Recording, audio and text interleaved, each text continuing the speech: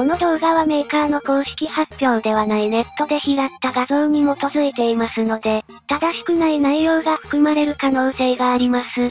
情報源は概要欄に URL を記載しますのでリンクが残っていれば各自でご確認ください。ネットに新型フェアレディ Z の量産型最終デザイン予想画像を見つけたのでブレンダーでモデル化して 3D プリンターでプリントしてみた。量産型はすでに公表されているプロトタイプとほぼ同じデザインになると言われている。ネットの画像はディテールを省略したシンプルなものではあるが逆にモデル化しやすい。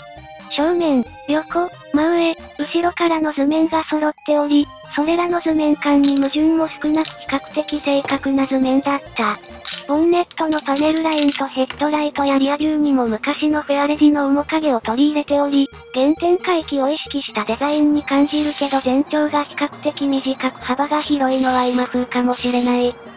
新しい点は、大胆に膨らんだリアフェンダーと、大型のフロントグリルだろうか。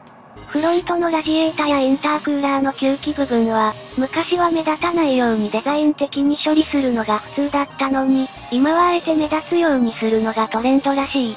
最近のミニバンとかでは、いわゆるオラオラ顔と言われる大型のフロントグリルが人気らしいけど、まさかスポーツカーにまでオラオラ顔を導入するとは、商売としてはニーズを無視できないということだろうか。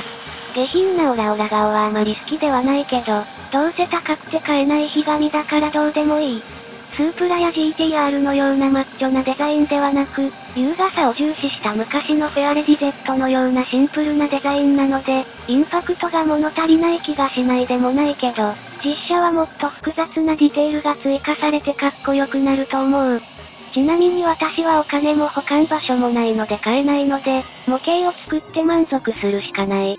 3D データは新ギバースにアップロードしてあります。